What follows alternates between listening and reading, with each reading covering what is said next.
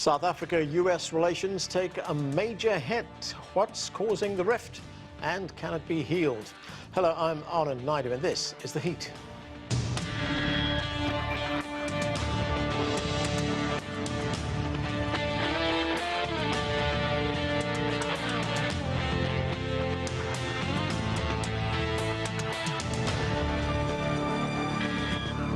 Relations between South Africa and the United States deteriorated last month after President Trump made accusations that centered on a new South African land law that he says discriminates against white farmers. Trump issued an executive order that accused South Africa of, quote, government-sponsored race-based discrimination, including racially discriminatory property confiscation. And the order states that because of this, the United States shall not provide aid or assistance to South Africa. President Trump is also critical of South Africa because it has brought a genocide case against Israel at the International Court of Justice. South African President Cyril Ramaphosa has addressed the issue. We have taken note of an executive order on recent statements by the current United States administration about South Africa and aspects of our domestic and foreign policy.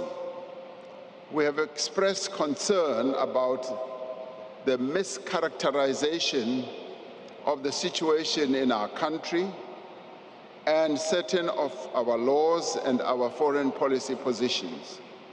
We will continue to engage the United States of America and other stakeholders to correct this mischaracterization and to ensure that we restore ties between our two countries.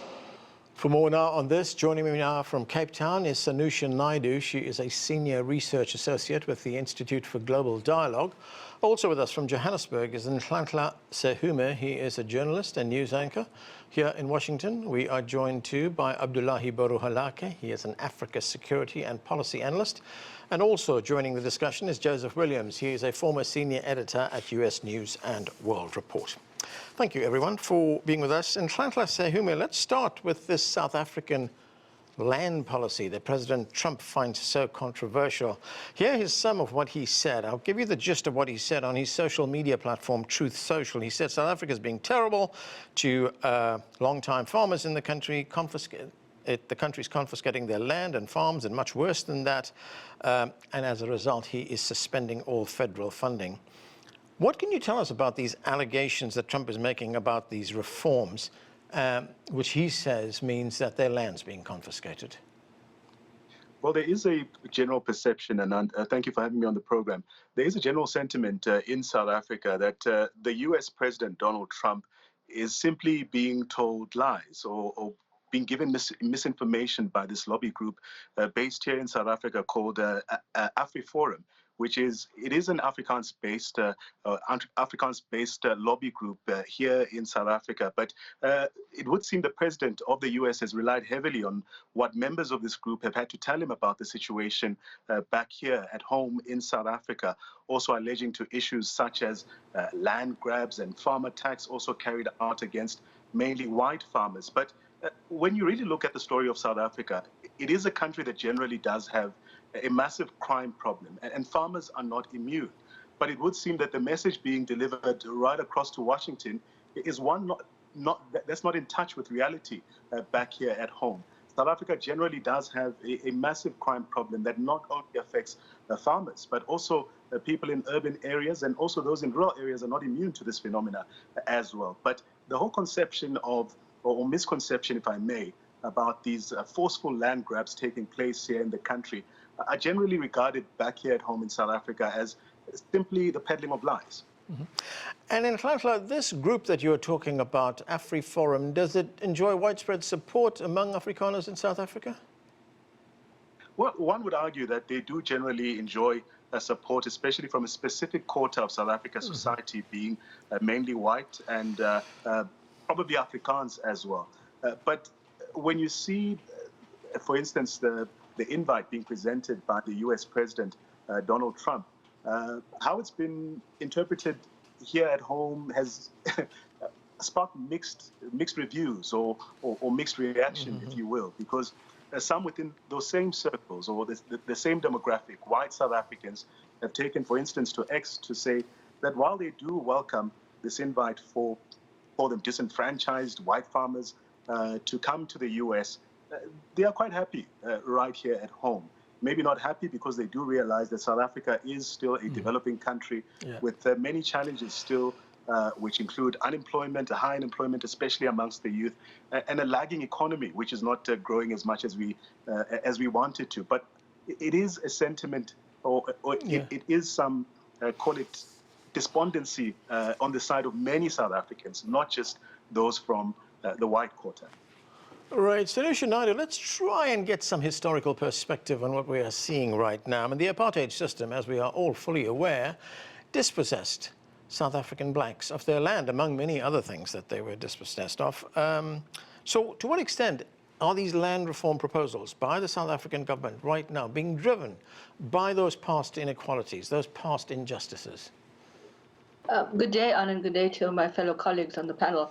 But I think it has to, because it's part of the actual architecture of what the apartheid state was about. I mean, you've got policies that date back to 1913, which dispossessed the majority of black South Africans, in particular indigenous populations, communities in South Africa, of their land. And so it's part of that question, and it has always been part of the whole architecture of the post-apartheid state, and of course the whole question around the negotiations around the political transition. So it's very difficult to now try and cancel that history, because again, I think that's the challenge of what's going on. And I want to just build on some of the points that Nhlanhla said around this idea that, you know, there's a specific attack or a specific demographic profile or community that these Expropriation Act is targeting. Not necessarily so. In the last 30 years of our democracy, we've had debates about this land question. People are still not being able to own the land that they're living on. Their title deeds are basically being bought out by private property developers. And these are critical questions. So I think it's really historical. But I guess, you know, in the mind of the world that we live in now, you have a post-truth world, and someone like Donald Trump feeds the frenzy. Joseph Williams, you know, talking about specifics, when we look at Trump cutting aid off to South Africa, is he singling out South Africa here, or is that part of his larger plan to cut federal funding, you know, across so many different domestic agencies, foreign aids being cut across the world as well? I think the answer is yes and no. Yes, no is the short answer. No, he is not singling out South Africa in particular, because the dismantling of USAID has been going on for since day one of his presidency. We're now at almost 2 or 3, 2.5, 3 months. That's been singular, mainly because it plays well at home, because people figure that foreign aid going to the United States means $1 out of their pocket, when really it contributes to the security not only of the United States, but also globally. People don't really understand that, and that's not the message that he's trying to send. Now, yes, in particular, he is singling out South Africa, mainly because he's extrapolated a lot about these particular land laws. He hasn't really done that with other countries that he's cut off aid to. And that's also because this plays well at home. It plays into the notion of white grievances that have promoted Trump all the way to the presidency. It angers his base. It's a complex issue on the ground in South Africa, but here in the U.S., it's one that's very easily understood. That is that white farmers are being disenfranchised of their land by supposedly black people in a state that criminals are running rampant through. And that feeds into the notion and the paranoia here at home that kind of keeps him in power and keeps people voting for him and interested in what he does. Abdullahi, good to see you. There is another concern as well. There's a bigger concern, actually, that this rift will not only affect South Africa, but affect a whole group of other countries in Southern Africa that also trade with the United States, and they trade under the banner of what's known as the African Growth and Opportunity Act, or Agoa as it's known for short, and it gives these countries preferential access to the US market. President Cyril Ramaphosa of South Africa was asked about this. Let's listen to what he had to say about Agoa. There is going to be a review of the Agoa process. And last year, you might recall, we held the African and US Agoa Forum here in our own country, and we were able, together with many other African countries, to demonstrate that we do derive value from Agoa, but we also give value.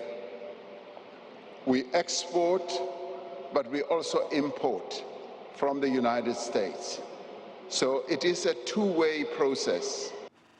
So, Abdullahi, Agoa has been an economic boost for the member countries. But so what would be the economic fallout if Trump decides to exit? I think the previous speaker touched on it very well. I think the people who are against aid and the people who are against trade do not really understand the impact is mutual. The notion that if you get people off Agoa, and therefore they will not be able to sell goods, if those countries retaliate as well, and a lot of the time the United States tend to benefit more than it realizes, then the farmers and the white grievances that the president is very cleverly curating his message for are going to lose. So I think, does Agoa have some problems? Definitely yes, but doing away with it just like aid is not only going to hurt the people in those countries that Trump and his administration are targeting, but it is also going to hurt American farmers who also form the core constituency of the Republican Party and the president's support. And Nhlanhla, South Africa is preparing a trade deal to present to the United States in the hopes that this will ease tensions. This could be one of the initial steps it could take to try and repair things. Ibrahim Rasool used to be the ambassador here in Washington. He went back to South Africa. He's now back in Washington as the ambassador. He's leading that effort to try and mend relations. What can you tell us about this this trade deal that that South Africa is trying to agree to with the United States? Well, Anand, President Cyril Ramaphosa has engaged in what many call damage control, really, emphasizing South Africa's commitment to global diplomacy, but also more trade, especially with a key partner such as Washington as well. And government officials have gone out to reassure, especially the business sector, that relations with the U.S. remains very important to South Africa. For instance, South Africa has called for a balanced and fair assessment, especially of its international relations. So, of course, while we sit and wait more details, of course, of trade deals or impending trade deals that might take place between Washington and South Africa, or Pretoria, for instance, it would seem that much of what we've centered on, especially for the layman, has been around reacting to the public reaction and public sentiment to what's playing out right now. So some South Africans really support the government's non-aligned stance, citing historical ties, for instance, on issues like the conflict in Ukraine, for instance. But others also worry about the economic consequences, fearing that job losses and reduced trade opportunities might emerge because of these strained relations between the two countries. Right. And in Nhlanhla, what kind of pressure is President Ramaphosa coming under from the South African business community, and of course his coalition partners in government, the Democratic Alliance, who are very pro-business? Of course, I mean, South Africa must navigate a complex geopolitical landscape while also protecting our own domestic interests as well.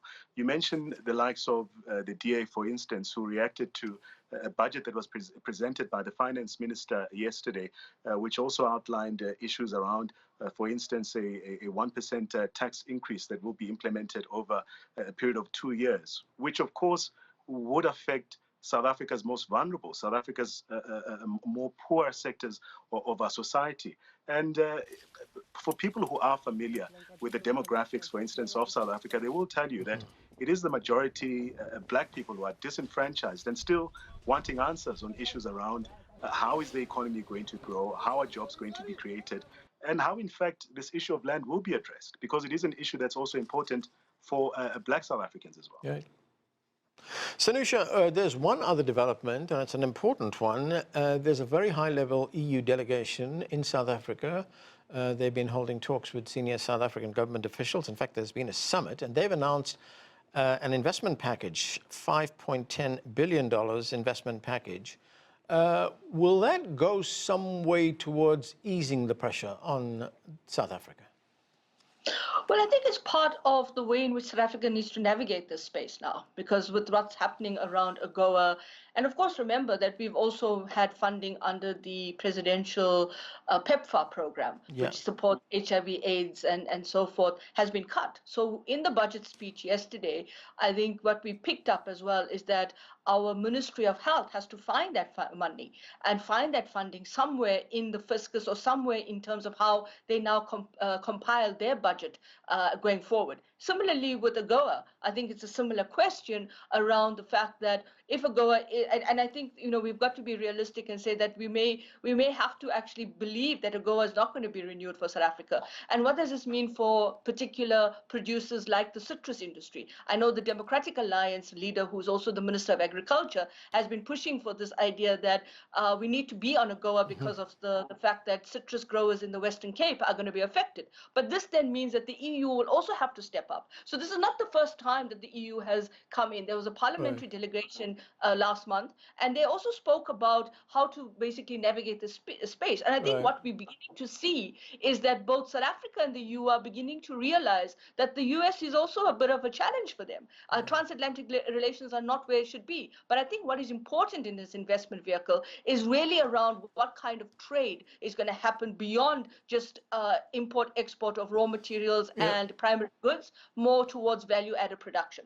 And going beyond business relations, President Trump has also criticized South Africa for the genocide case that it brought against Israel at The Hague.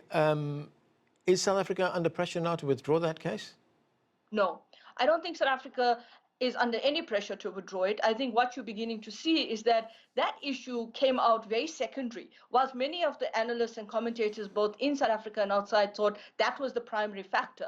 For me and for other analysts who have been following this, I think what is critical for us is that if you look at the issues that are happening in the US, in the domestic politics, it's really around diversity, equity, and inclusivity. If you look at Mark Rubio saying he doesn't want to come to the G20 foreign ministers meeting, he cited this, the theme of South Africa's for G20 in terms of solidarity, equity, and sustainability. I think there's a bigger challenge here. I think the ICJ question is now beyond just whether or not that's the real issue. It's really, I think, coming back to the question that South Africa is talking about the transformation. It is talking about this question of majoritarian and the rights of the majority and the rights of the disenfranchised, whereas in the US you're having the kind of reverse happening with the MAGA movement and this kind of challenges that are going on around DEI, and you're actually seeing that play out, which is becoming this kind of tension with regard to minorities here in South Africa who are feeling the heat, and of course the kind of questions around the consensus for 2040 around what will become a minority-majority US state. Joseph Williams, getting back to that EU package worth $5.10 billion, as I said, is this further evidence that, countries like South Africa, they do have other options right now? We live in a multipolar world. It's no longer the old world where a country just had to take orders from the big powers. Well, they absolutely have other options, and they're not afraid to exercise them. And I think the case against Israel at The Hague is a pretty big indicator that South Africa is not afraid to irritate the United States, and that the United States is trying to exact some measure of revenge. But there are options. The United States is the biggest player on the block, but is not the only player on the block. Again, you've got Russia, you've got China. The EU is trying to make a play. Abdullahi, looking beyond South Africa, we look at the entire Southern Africa region. Last year, more than $12 billion of US foreign assistance went to these sub-Saharan African countries, and billions more went to actually healthcare as well as climate change. So now, as you pointed out earlier, we get organizations like USAID, which are being dismantled. What's going to be the impact for the whole region? I think the impact will be brutal. Let's not mince words about it. I was recently in Kenya, and Kenya hosts almost 800,000 refugees, and their aid, which to a great degree is being funded through USAID, was completely cut. 150,000 learners, that is their teachers, subsidized lunch and incentive payment, learning materials, all of them have been stopped. I was speaking to an organization that does refugee resettlement. And on the day that I'd gone to meet her, she had to let go of her 70 staff. And the direct impact of that is 15,000 urban refugees around Nairobi and its environs are going to be impacted. But I think it is also an opportunity, let's be real, that this particular action by the United States government, it provides an opportunity for African countries to rethink. It also provides an opportunity for African countries to really diversify areas where they will get the support that is necessary. Nhlanhla, I just want to get back to something that Sanusha mentioned earlier on, and that is the PEPFAR program, which provides assistance to HIV organizations in South Africa. Is the effect of the cut in this funding being felt already? It's had a devastating impact, especially on NGOs here in South Africa. Many of them are also based here in Johannesburg and some in our rural areas. But for instance, PEPFAR provides critical work, especially to South Africans, some of whom suffering from HIV and AIDS, who do look to organizations or NGOs that are based here, which they can access help from, whether it comes in the form of accessing their treatment for HIV and AIDS, or also getting things like condoms, for instance, which is, I watched a segment recently where a sex worker was interviewed outside one of these buildings that house these facilities. And she basically arrived to find, a venue in Johannesburg city center that had its gates locked and nobody there to assist them. And that paints a grim picture of the devastating impact that this is having, especially on South Africa's most vulnerable. Sanusha, one other development. President Trump is offering a sort of fast-track entry and residence for those Afrikaners in South Africa who want to flee the country, who felt that they've been victimized. But there is a leader of a South African organization, and his name is Flip Base. He's not so enthusiastic. Let's listen to what he had to say. We may disagree with the ANC, but we love the country. As in any community, there are individuals who wish to immigrate, but the repatriation of Afrikaners as refugees is not a solution for us. We want to build a future in South Africa. So, of course, there's a great deal of publicity around this offer by President Trump when it was first announced. But how is it seen in South Africa now? It's not necessarily taking up the kind of traction, I think, with the offer, because if you listen to the response by Flippies, what he's basically saying is that we have a grievance with the ANC-led government, but we don't want to leave this country because it's still our land. And this is a similar kind of sentiment that we saw in the early period after '94, where Afrikaner farmers were moving up north, Mozambique, Tanzania, Zambia, Kenya, etc., and even in parts of Southern Africa, because they had a feeling that they would suffer the same fate around land or farms being taken away or nationalized under the ANC-led government. And again, we haven't seen that happen. So I think they kind of feeling this idea that they haven't had a voice, or they're using this as the megaphone diplomacy, the loud diplomacy to try and put it onto the global stage, and having Trump as a kind of advocate for them. But I think the bigger challenge for those who want to take up, and there have been an organization that is trying to facilitate this application for the offer. But again, the challenge, I think, for those farmers or those people who want to leave, they're going to have a similar challenge going into the US and having to deal with the constituency of domestic politics wherever they are going to be relocated to. And that's going to be a challenge. So I think for now, it's, again, this megaphone kind of approach. But at the end of the day, I think it's going to be one of that question around how much of attachment they have to South Africa, to a republic of South Africa, where we still have the old flag being flown in what we call Oranje Stad. Abdullahi, looking at the international diplomatic landscape, South Africa holds the presidency of the G20. In fact, the US Secretary of State, Marco Rubio, he did not attend that meeting of foreign ministers of the G20 in South Africa.